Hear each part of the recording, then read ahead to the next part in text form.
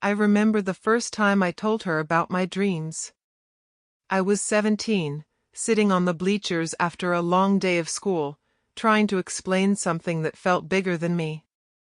I had this vision, this goal that kept me awake at night. I didn't just want to live. I wanted to leave my mark on the world, prove I was worth something.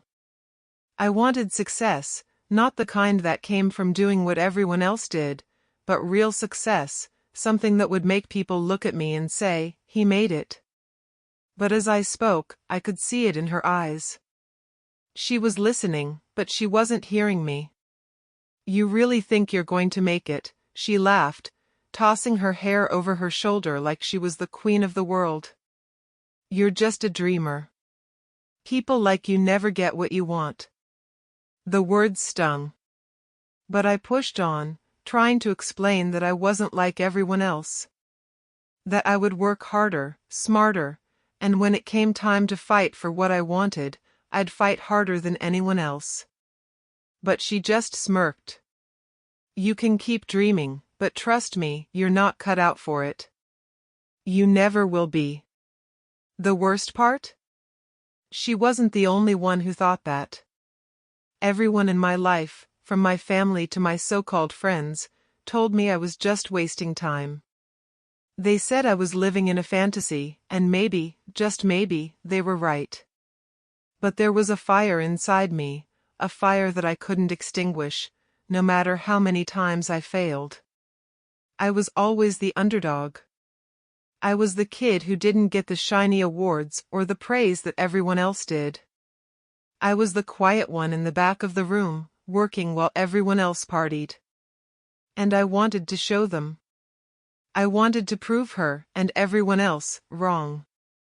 But I didn't realize how deeply her words would echo in my mind. Every time I hit a wall, every time I thought I couldn't go any further, I could hear her mocking me, calling me foolish, calling me weak. And I hated her for it. But I hated myself more for letting her have that much power over me. I had one person in my corner, though. My best friend, Mike. He always believed in me, even when I didn't believe in myself. He was the one who pushed me to keep going when I wanted to quit, the one who stayed by my side through every setback. But even Mike didn't understand the full weight of it all. He didn't know how much her words hurt, how they buried themselves in the back of my mind, how I let her laugh become the soundtrack to my failure. "Man, I don't know why you let her get to you," Mike would say, offering me the same advice every time. "You're better than that. Don't let her win." I didn't want to let her win, but it wasn't that easy. It never was. As the months went by, I kept pushing, trying to chase this dream that seemed so far out of reach. But things weren't going the way I imagined. Life was pulling me in directions I didn't expect, and the weight of it all was beginning to crush me. Still, I wouldn't give up. Not yet. But deep down, I knew that what I didn't realize then was that the turning point was already behind me. The beginning of the end had started when I told her my dreams, and she laughed. I thought we were friends. I really did. For years, I had trusted her, confided in her, and even fought through the doubts she so often sowed in my mind. But the truth is, I had been blind. Blind to the fact that while I was working tirelessly toward my dream, she was silently plotting my downfall. It all started when the opportunity of a lifetime came my way. I had been working at a small company for years, barely scraping by. But then, a position opened up, one that would change everything. A chance to prove to everyone, especially her, that I could make it. This wasn't just another job. It was the big one, the one that would show I wasn't the kid with empty dreams, but someone worthy of respect. I knew this could be my moment. I had worked harder than I'd ever worked before, staying late, pushing through every obstacle. I poured everything I had into that application, convinced that this was my time. I let myself believe that all the late nights, all the sacrifices, would finally pay off. But then, I made the mistake of trusting her. I told her about it. I told her how excited I was, how I had finally caught the attention of the right people, and how I was going to show everyone that I was capable of more than they'd ever given me credit for. She smiled, like she always did, but there was something different about it this time. A certain look in her eyes that I couldn't quite place. I didn't know it then, but that was the moment she started planning my destruction. The day the offer came through, I was on top of the world. I hadn't felt this good in years. I called Mike first, eager to share the news. I did it. I'm in. They want me. I almost couldn't believe it. But when I checked my email that night to confirm the details, that feeling of triumph instantly shattered. I had received 2 emails. The first was from the hiring manager, offering me the job. The second was from her, her name in the subject line. I opened it without hesitation, expecting a congratulatory message or a smiley face. What I found instead was a gut punch. It was a forwarded email, one from the very same hiring manager, with the subject, "Position filled." But this wasn't the worst part. The email was addressed to her, my so-called friend, the one who had laughed at my dreams, who had belittled me at every turn. She had taken the job I had worked so hard for. She had stolen it from me, behind my back, and I was left with nothing but the cold, harsh truth. I sat there, staring at the screen, the words blurring in front of my eyes. It took me a while to process it. A long while. And then it hit me like a freight train. She hadn't just taken the opportunity from me, she had crushed me. Everything I had worked for, everything I had sacrificed, had been destroyed in a single, quiet moment of betrayal. I could hear her voice in my head. That mocking laugh, the same one from all those years ago. "You'll never make it," she'd said. And now, I was face to face with the brutal reality that she'd been right all along. I wanted to scream, to break something. But instead, I just stared at the screen, feeling a deep pit of despair open up inside of me. It wasn't just that she'd stolen the job, it was everything that came with it. The betrayal, the realization that someone I had trusted, someone I had considered a friend, could do this to me. And it wasn't just her. No, she wasn't alone in this. There was someone else, someone I had never even suspected. Her coworker, the one who always hung around like a shadow, always agreeing with her, always backing her up. He had helped her with the scheme, no doubt. The two of them had seen me as a threat, something to eliminate, something to put in its place. I could feel the rage building in me, like a storm inside my chest. I was no longer just angry at her, I was angry at myself for being so naive, for trusting her, for letting her have that power over me. And now that she had stolen everything I had worked for, there was only one thing left for me to do: revenge. I had to make her pay. I couldn't let her get away with this. She thought she'd won, but she had no idea what was coming for her.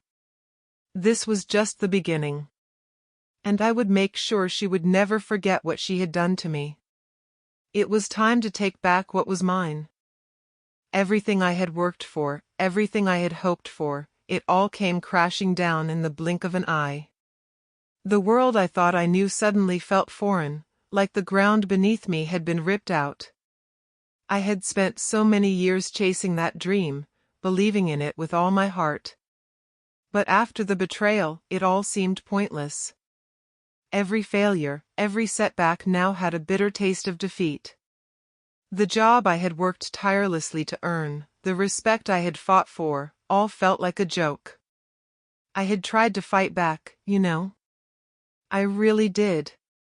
For the first few days after the betrayal, I thought maybe there was a chance for me to rise again. I could look for other opportunities, push myself harder, show them that they hadn't broken me. But each time I made a move, each time I tried to get my footing, it slipped away. I thought I could move on. I thought I could ignore the gnawing feeling in my chest, the overwhelming sense of despair that clouded my thoughts. But the truth was, I couldn't. I couldn't shake the feeling that everything I had worked for had been stolen from me. And worse, I felt small. I had spent so much time trying to prove that I was more than what everyone thought of me, and now it felt like nothing I did would ever be enough. The worst part was the silence. No one called. No one reached out. It was as if I had faded into the background, like I was invisible. My former boss, the one who had seemed like such a great mentor, disappeared without a word. I was left to fend for myself, my dreams slipping further and further away, and all I could do was wonder if I had ever truly mattered at all. "Don't let it get to you," Mike told me one night, his voice full of concern as I sat hunched over a bottle of cheap beer. He'd been there for me in every failure, every time I had taken a blow. But this time, it felt different. This time, I felt like I couldn't reach out, like I couldn't find a way to climb out of the hole I had fallen into. "I'm trying," I said, voice rough, my hands shaking. "But every time I try, it feels like I'm falling deeper." Mike looked at me, his brow furrowing. "I've seen you rise before. You're stronger than this, man." But I didn't feel strong. I didn't feel anything but emptiness. It wasn't until a few days later that I met him, the person who would change everything for me. I was walking home late one night, barely keeping my head up as I trudged through the streets, my mind weighed down by regret, when I ran into an older man standing outside a small, run-down cafe. I had seen him around a few times before. He was a quiet man, always sitting alone, scribbling something in a notebook.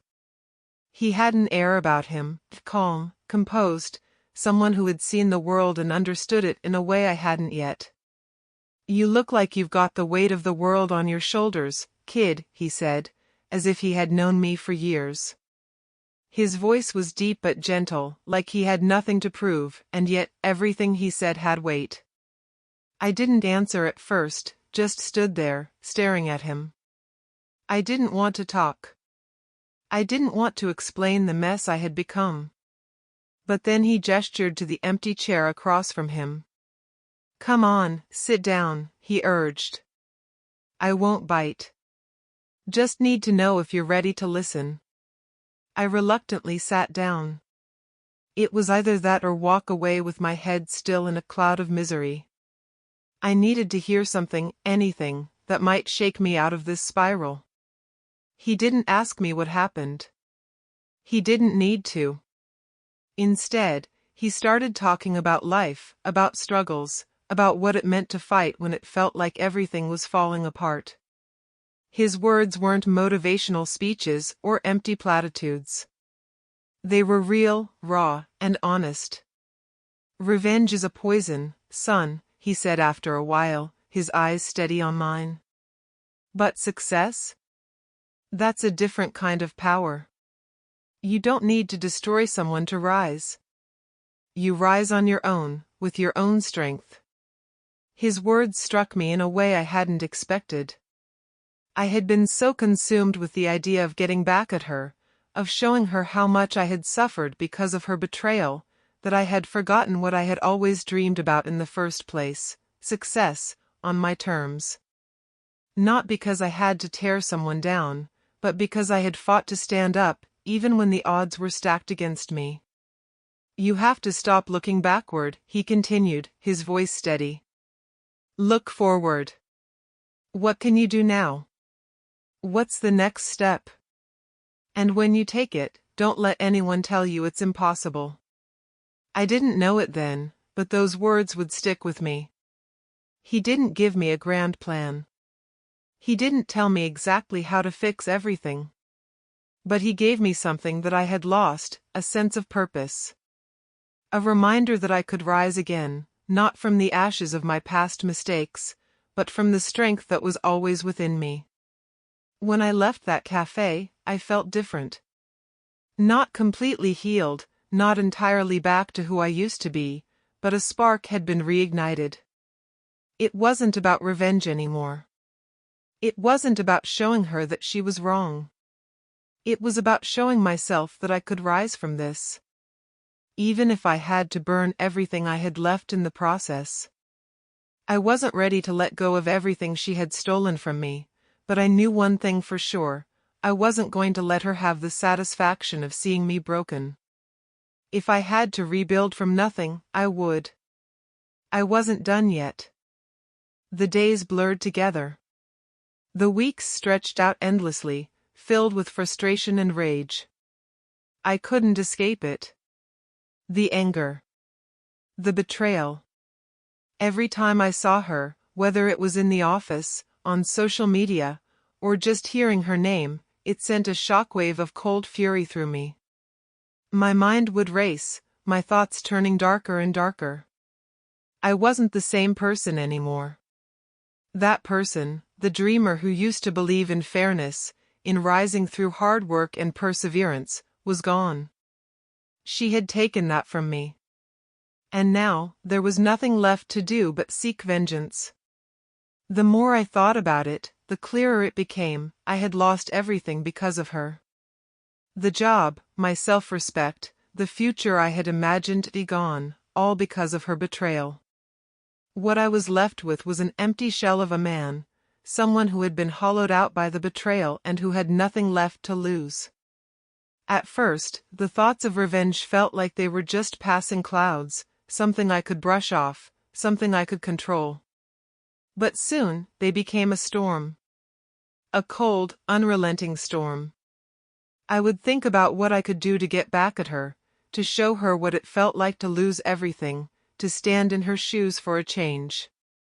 I started to plot. Not just for success anymore. Not just to rise above the pain. No, I wanted something deeper. I wanted her to feel the same way I had felt, the same crushing, hopeless despair. I wanted her to watch as I climbed higher than her. Higher than anyone who had ever laughed at me. I would show her that nothing she had ever done would ever be enough to stop me. But with that dark seed of vengeance growing in my heart, I knew I was walking a dangerous path. I had to admit it to myself: I wasn't playing a fair game anymore. I wasn't just seeking redemption. No, this was personal. The moment I realized that, I knew I couldn't go back. The first step was understanding that I couldn't do this alone. I had to play the game, just like she had. She had used her connections, her charm, her ability to manipulate the system to get ahead.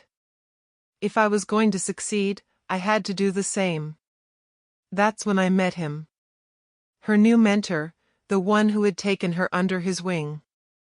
I knew about him from the whispers around the office. A big shot.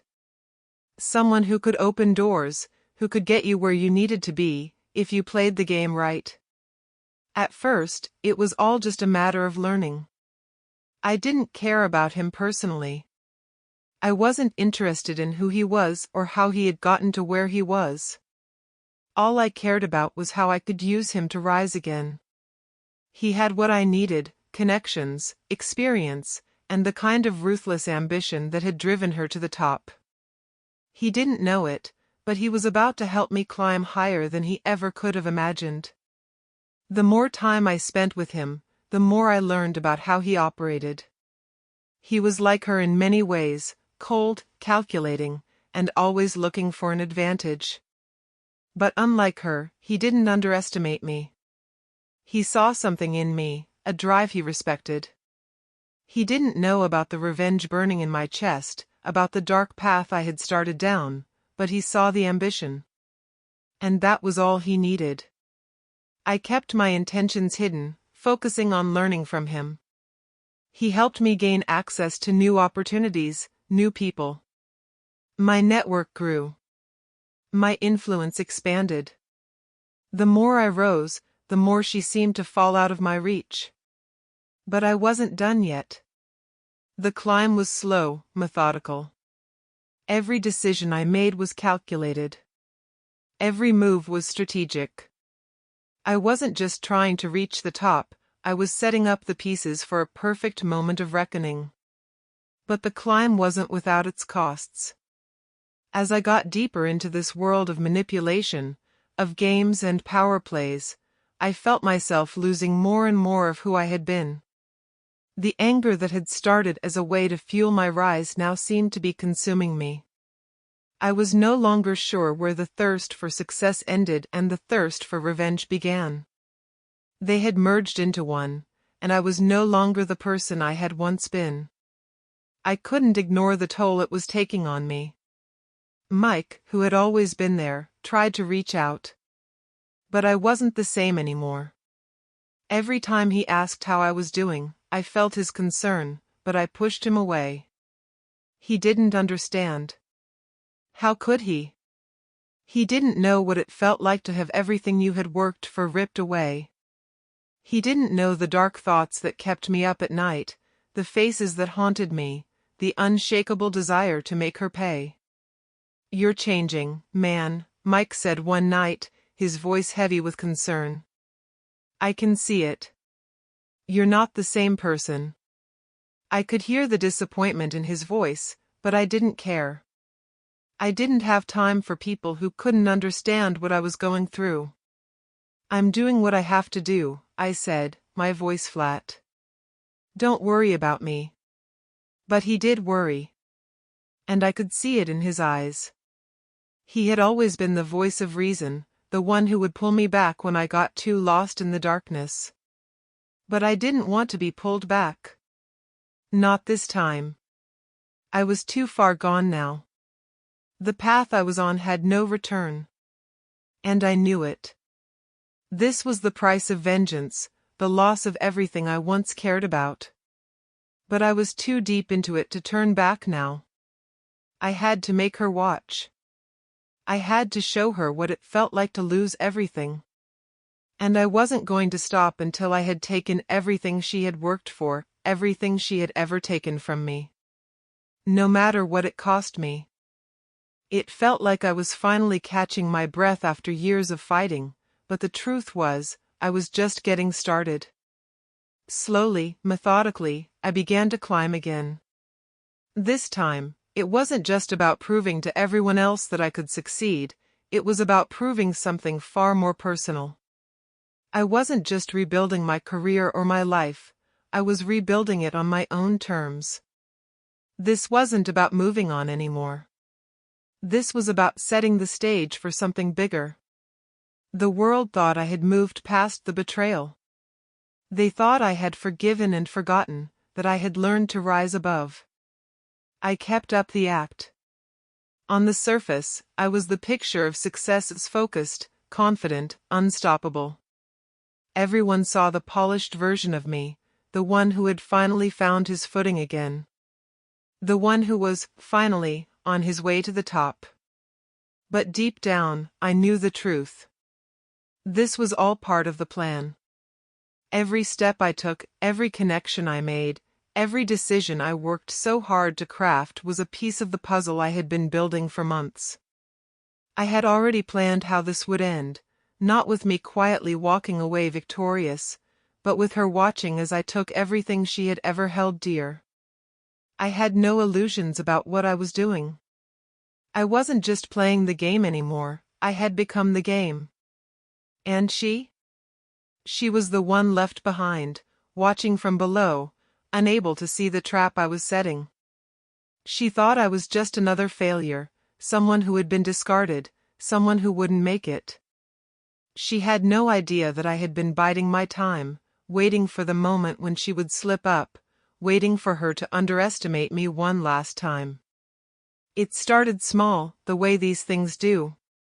A few wins here and there, a project that went better than expected, an ally who handed me an opportunity one wasn't supposed to have. But soon, things began to snowball. I wasn't just gaining momentum, I was building an empire, brick by brick.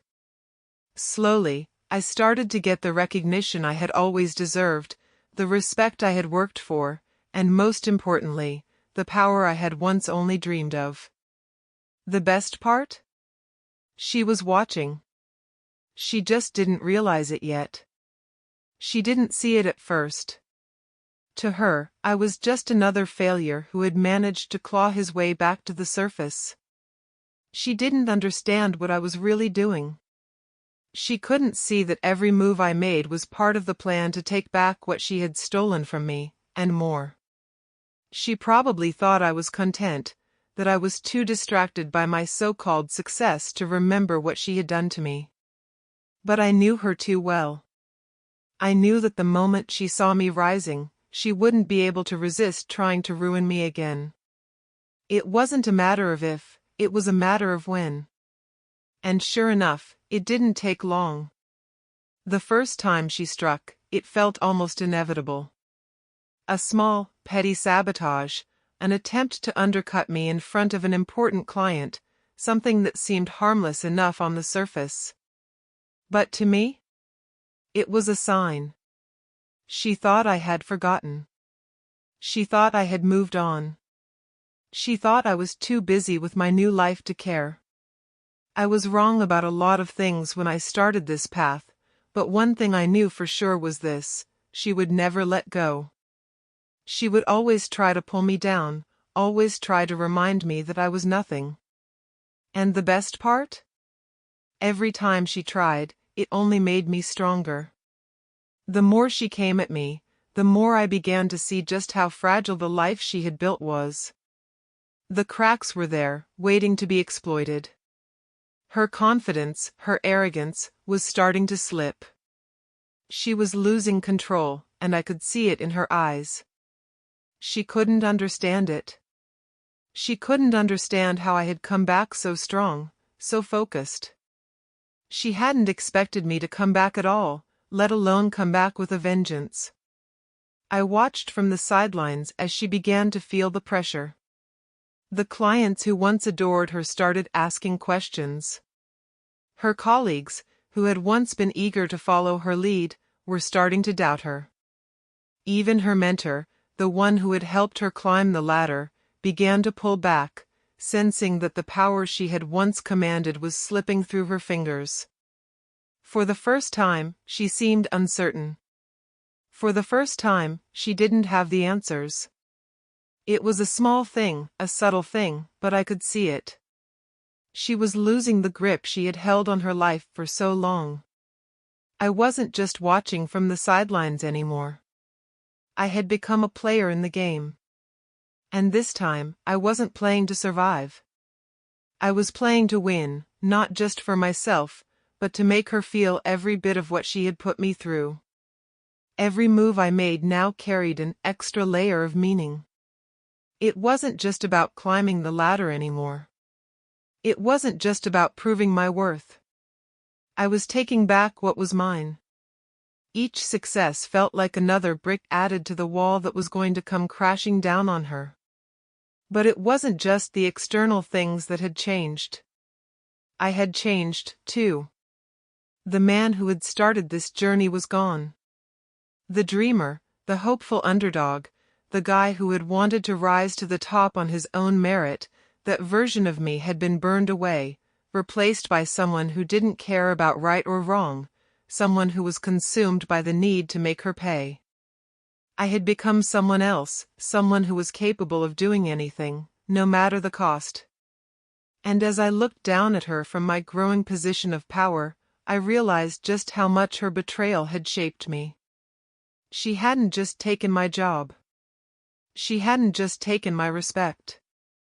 She had given me something much darker in return. She had given me the strength to rise and the will to bring her down.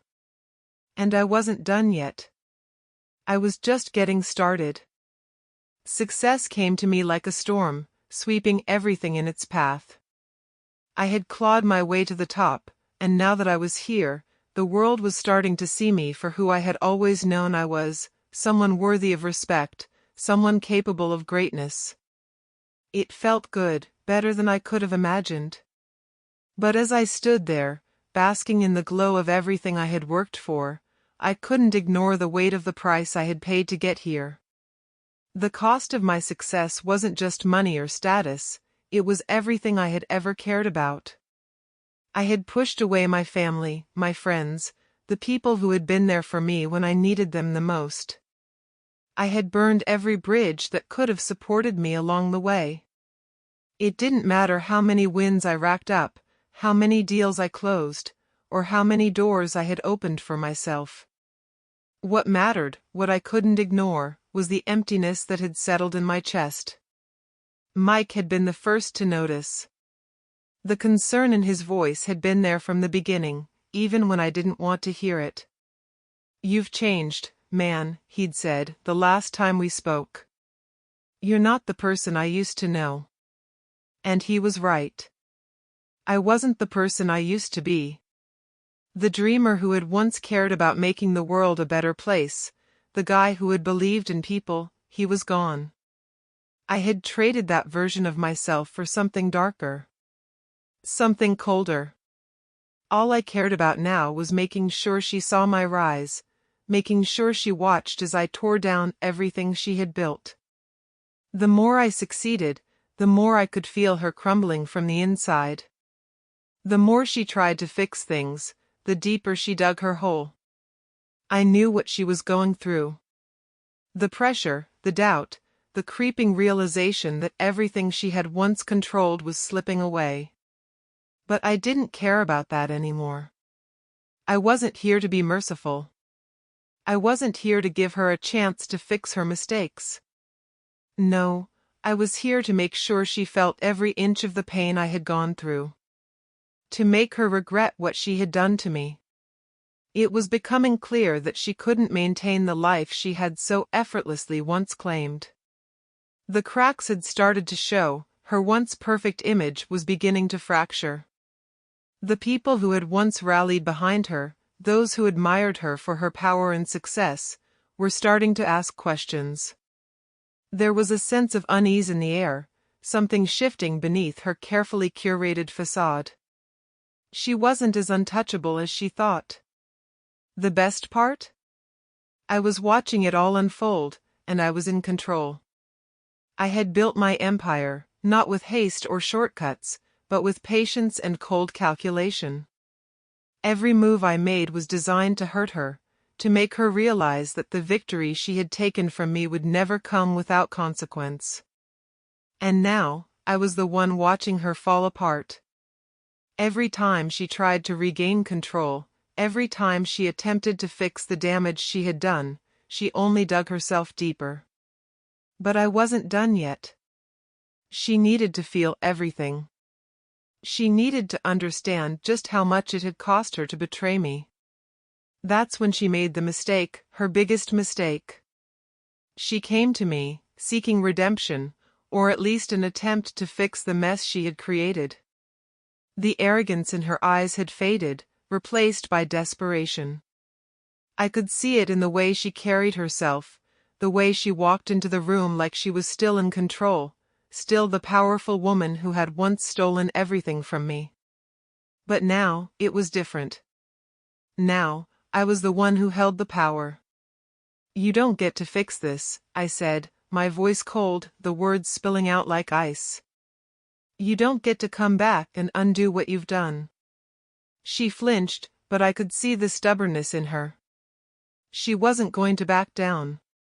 She tried to explain herself, to justify everything, but I wasn't listening. I wasn't interested in excuses. "You took everything from me," I continued, the bitterness in my voice sharp enough to cut. "And now, it's my turn. You'll never be able to fix this, not with your charm, not with your power. You'll never be the same again. Not after what you did." Her face twisted in anger, then shifted to something else, something close to fear. She realized, then, that I wasn't the same. I wasn't the naive fool she had once manipulated. I wasn't looking for closure, for redemption. I wasn't even looking for forgiveness. I was looking for one thing, for her to witness her own downfall. "I didn't mean for it to go this far," she whispered, her voice trembling. But it was too late. She had crossed a line, and there was no going back. I had been patient. I had allowed her to watch me rise. But now it was time for her to watch her world crumble. I would make sure of it.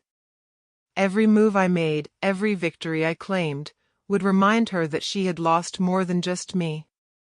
She had lost everything. But as I looked at her, standing there, broken and desperate, I couldn't ignore the quiet voice in my head. The voice that asked whether this was really worth it. Was this really what I had become? Was this the man I had wanted to be?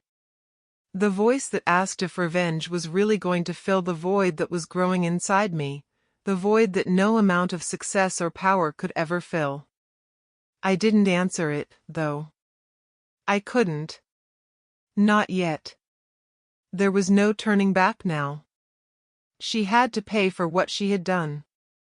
And I was going to make sure she knew the full cost of betrayal.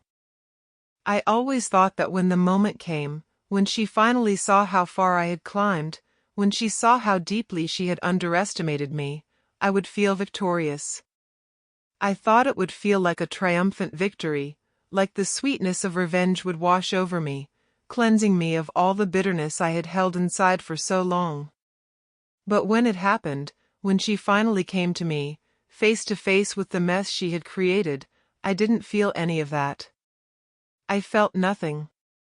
At first, she came at me with the usual confidence, the same arrogance that had made her believe she could do whatever she wanted, that she could destroy me and get away with it. She stood tall, the same sharp gaze that had once intimidated me now trembling with uncertainty. I could see it in the way she held herself, like she was preparing to deliver some speech that would fix everything she had broken. But I wasn't listening anymore. The words, the excuses, none of it mattered. "I know I've messed up," she said, her voice shaking. "But I can fix this. We can fix this, together. I never meant for things to get this far, I never wanted." "Enough," I interrupted, my voice cutting through her words like a blade. "You don't get to fix this. Not now. Not ever." I saw her flinch, and for the first time in so long, I felt something stir inside me, a flicker of the person I used to be. There was a small part of me that wanted to reach out, to listen to her, to offer the forgiveness she was begging for. But that part of me was buried so deep, buried under the years of pain, betrayal, and all the revenge that had consumed me. She stepped closer, her eyes wide with panic. "I was wrong. Please, I was wrong. I'll do anything to make it right. I'll step down, I'll walk away. Just please, let me fix this." The desperation in her voice almost made me falter. Almost. But I couldn't. I couldn't let myself go back. Not after everything. I had fought too hard, hurt too much, sacrificed too much to let her off the hook now. She had made her choice when she betrayed me. She had chosen this path, and now she would walk it alone. "You should have thought about that before you destroyed me," I said coldly, my eyes narrowing. "Before you laughed at my dreams. Before you ruined my life." The words tasted bitter in my mouth, but they were the truth. And she had to hear it. She needed to hear it. She choked on her words, her face contorting with guilt. "I never meant for it to happen this way. I didn't think it would destroy you like this." She reached for me, but I stepped back, coldly pulling away from her touch. "You never cared," I said, my voice growing harder, darker. "You never cared about what it would do to me. You only cared about yourself. And now, look at you." Her eyes darted around, her hands trembling. She could feel it now, the way her empire was crumbling, the way her life was falling apart in front of her eyes. The things I had worked for, the victories I had claimed, were just the beginning. This wasn't just about me anymore. This was about everything she had ever built. The cracks in her perfect world were starting to show, and I was the one holding the hammer. I'm sorry. Please, her voice broke.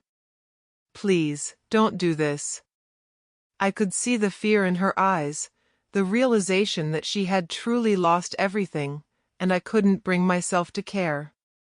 The woman who had once laughed at my dreams, who had taken everything from me, was begging me for mercy. She was begging for something that I didn't have to give. I stared at her for a long time, feeling the anger swirl inside me. But as I looked at her, as I saw her crumbling, I couldn't ignore the gnawing feeling deep inside my chest. This wasn't the victory I had imagined. It didn't feel like triumph. It felt hollow. Empty. I thought this would fix everything. I thought that taking everything from her, making her suffer the way I had suffered, would heal the scars she had left on me.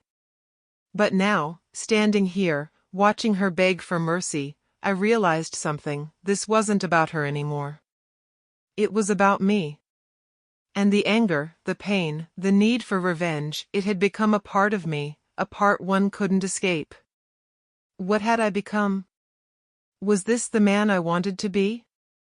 Was this what revenge was supposed to feel like? This emptiness? I had spent so long focusing on her downfall, on making her regret what she did, that I had lost sight of what I really wanted. I had become the very thing I hated. I had become someone who was willing to tear down everything in my path just to feel in control. Just to make her feel the way I had felt when she destroyed me. But in the process, I had destroyed something far more important, myself. I looked at her one last time, and for a moment, I saw the person I used to be, the person who had believed in redemption, in second chances, in forgiveness. But that person was gone. The anger that had driven me for so long had consumed me, and now, there was nothing left but the ashes of what I had once been. I turned away from her, my heart heavy with the realization of what I had become. I had won. But at what cost? The path I had taken, the road of vengeance and pain, had led me to a place I never thought I would be. And now, standing at the end of it all, I wondered if it had been worth it. Had it been worth losing myself in the pursuit of revenge? Would I ever be able to find the person I had been before, or had I destroyed that part of me forever? I didn't know the answers. All I knew was that the price of revenge was far higher than I had ever imagined. And now, I was left with nothing but the consequences. I had won. It was everything I thought I wanted. Her world had crumbled, piece by piece, just as I had planned. She had lost everything, the respect she once commanded, the life she had carefully crafted, the people who had supported her. I had taken it all from her, watching from the sidelines as she spiraled, begging for mercy, but I wasn't listening. The revenge had tasted so sweet at first. Every victory I claimed, every setback she faced, felt like another step closer to justice. It felt like I was finally in control, finally getting what I had always deserved. But then something strange happened. The satisfaction that I had expected, the satisfaction that I thought would fill the void inside me, never came. Instead, all I felt was emptiness. I watched her, the once confident, powerful woman I had once admired, now broken, unraveling at the seams. And as I watched her, I couldn't ignore the hollow feeling that settled deep inside me. It was as if all the emotions I had been carrying, all the rage and anger, had been drained out, leaving only this empty, silent space. I had spent so long focused on taking her down, on making her feel every ounce of pain she had caused me, that I never stopped to ask myself what would happen after. What would I feel once I had achieved my revenge? What would I do when I stood victorious, with everything I had fought for in my hands? The answer was nothing. Nothing felt the way I imagined it would. She had lost. That much was clear. But as I watched her suffer, I realized that it didn't make me feel any better. Watching her crumble didn't make me feel like I had won, like I had finally gotten my justice. It didn't make me feel anything at all, except the weight of everything I had lost in the process. The battle was over, but the war was far from finished. Because the real war wasn't between her and me, it was within myself. I had done what I set out to do, but now, all I could see was the damage I had caused. I had alienated everyone who cared about me. I had pushed away the people who had been there for me when I needed them. Mike had tried to reach out, but I had shut him out. I had pushed him away, just as I had pushed away my family, my friends, and anyone who had tried to get through to me. I had burned every bridge, sacrificed everything I had for the illusion of victory. And now, I was standing alone. The anger that had driven me for so long now felt like a shadow hanging over me.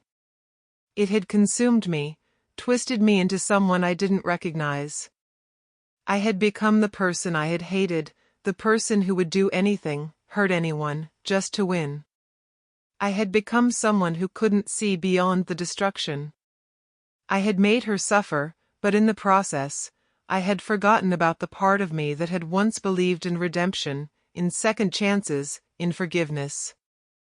I had fought so hard to make her regret what she did to me, but in doing so, I had become a person I didn't respect. The vengeance that had felt so powerful, so necessary, now felt like a poison slowly eating away at me. I had let it consume me, and now, standing in the ruins of my so-called victory, I couldn't help but wonder if it had all been worth it. The truth was, it hadn't been. She had fallen, yes. She had paid the price for what she had done to me. But the cost of my revenge had been much higher than I had ever imagined. I had won, but I had lost myself in the process. I stood there, staring at the mess I had made, and for the first time in a long time, I wasn't sure who I was anymore. I had achieved everything I thought I wanted, but it all felt meaningless. It felt like I had spent so much time chasing a victory that wasn't even real. The bitterness, the anger, the pain, it had all been for nothing. I could feel it now, the weight of everything I had lost. The people I had pushed away. The life I had destroyed. I had won my revenge, but in the process, I had destroyed the person I once was. And maybe that was the real cost of revenge, the loss of your own soul. But it didn't have to be this way. I didn't have to be this person. I couldn't undo the past, and I couldn't change what had happened. But I could change how I moved forward. I could let go of the anger, the need for vengeance, the desire to destroy. I could find peace in something other than destruction. I could choose forgiveness, even if it was just for myself. The choice was mine, but it was one I had to make. I knew it wouldn't be easy. The scars I carried would never fully heal, and the damage I had done couldn't be undone. But maybe, just maybe, I could start to rebuild, not just the parts of my life I had lost, but the parts of myself that had been buried in the ashes of my anger. As I walked away from the wreckage, I didn't feel victorious. But for the first time in a long time, I felt a glimmer of something else, a chance to start again. A chance to rebuild, not through destruction, but through peace. The battle was over. But the real journey had only just begun. I stood at the edge, looking at the ruins of everything I had built, the empire I had so carefully constructed, brick by brick, through pain, manipulation, and the weight of vengeance. I had gotten what I wanted, but now, as I stared at it all, it felt less like triumph and more like a hollow victory. I could still hear the echoes of the anger that had fueled me, the whispers of revenge that had once consumed me. But it was quieter now, fading into the background as I stood there, alone. She was gone, and with her, the drive to destroy. Her world had crumbled, just like mine had before, and I had gotten the satisfaction of seeing her suffer. But as the dust settled, something shifted inside me. The bitterness, the hatred, it no longer had a hold on me.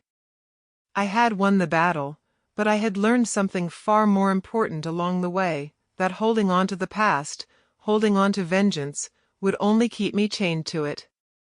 The journey had changed me. There was no denying that. I wasn't the same person who had started this path. The man who had once dreamed of success and redemption had become someone driven by rage and pain. And yet, despite everything, despite the darkness I had walked through, I hadn't been broken. I was still standing, still breathing, and for the first time in a long time, I felt like I could breathe freely. I wasn't the man I had been when I began this journey. I wasn't the naive dreamer who had wanted to prove himself. I was someone else now, someone who had learned the hardest lesson of all, that vengeance doesn't fill the void, it only deepens it. It wasn't her betrayal that had broken me, it was the anger I had let define me, the way I had allowed it to consume everything else in my life. I had learned to let go. The weight of all that pain, all that anger, was slipping away. Maybe I couldn't forgive her for what she had done to me. Maybe I couldn't forget the years of humiliation and betrayal, the destruction she had caused in my life. But what I had come to realize was that forgiveness didn't have to be for her, it had to be for me. I had to forgive myself for letting her take so much from me, for allowing myself to be defined by something so toxic for so long. I had spent years chasing a form of justice that was never going to heal me. And now that I had it, I understood that it wasn't justice that I needed. It was peace. Peace with myself. Peace with the choices I had made, with the person I had become, and with the parts of me I had lost along the way. It was time to let go. Time to step into the future without the weight of the past dragging me down. I took a deep breath and looked one last time at the life I had built. I had fought hard for this moment, but I knew now that it wasn't the destination that mattered. It was the journey.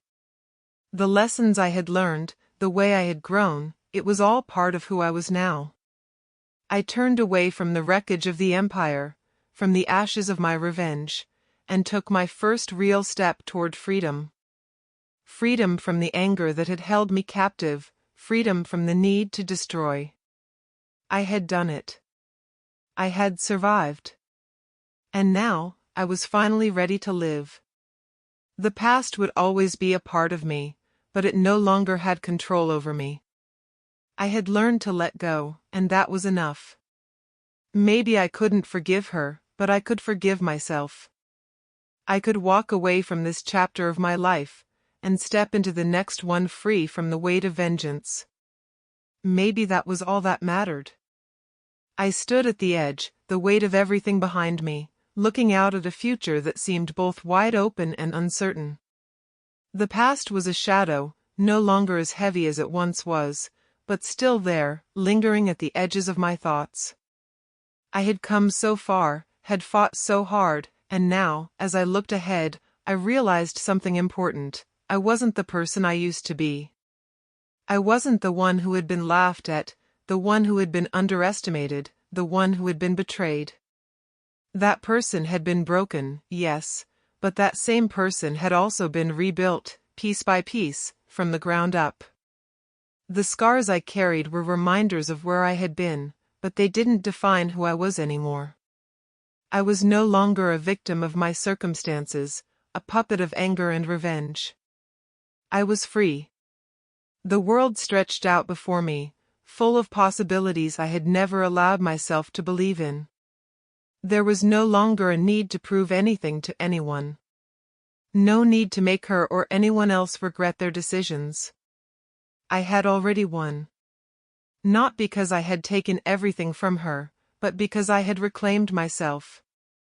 I had found my strength again, not in the destruction of others, but in the quiet understanding that my worth was never defined by what was taken from me. For the first time in a long time, I felt at peace. The journey had been long and painful, but it had taught me more than I could have imagined. I had learned that the pursuit of vengeance only led to emptiness, that holding on to pain only kept me chained to the past. I had learned that forgiveness, even if it was just for myself, was the key to moving forward. I had let go of the anger that had consumed me for so long, and in doing so, I had given myself the freedom to create something new. The future was mine to shape. On my terms. I didn't know exactly what that future would look like, but I no longer needed to. I wasn't afraid of what came next because I had learned to trust myself again. I had learned that even in my darkest moments, I had the strength to rise. And now, the world didn't feel like something to conquer, it felt like something to embrace. I took a deep breath, letting the air fill my lungs. There was a quiet certainty in me now, a sense of calm I hadn't known was possible. I wasn't bound by the past anymore. I wasn't bound by anyone else's expectations. The man I had been before, the one who thought he had to prove something to the world, was gone. In his place stood someone new, someone who understood that true strength wasn't in winning battles, but in knowing when to let go. As I walked away from the past, I felt a lightness I hadn't known in years. The road ahead wasn't clear, but it didn't need to be. I was ready to face whatever came, knowing that no matter what, I had the power to create the life I wanted. I had learned that I could rebuild myself, not just once, but as many times as it took. This was my new beginning. And this time, I wasn't going to let anyone, stand in my way. I smiled to myself as I looked forward, ready for whatever came next. The future was mine to create. And I was ready.